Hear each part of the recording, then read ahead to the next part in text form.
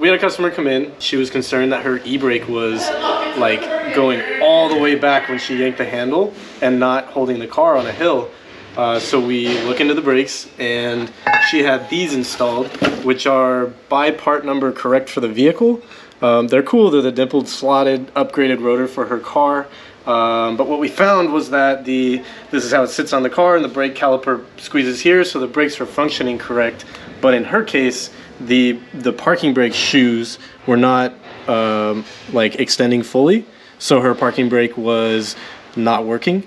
So when you yank the lever, it wasn't making contact. But what the fix was getting the correct OEM brake rotor, which has a smaller inner diameter of the brake shoe hat, however they call that. And that fixed the problem. Every time your car comes in, we perform a courtesy inspection, a vehicle health report, if you will. We check safety items such as brakes, the inner pad, to make sure that you have you know, an accurate measurement on the thing that is stopping you. We also check tire pressure and fluids to make sure your car is going to run well for you. And that's all for free.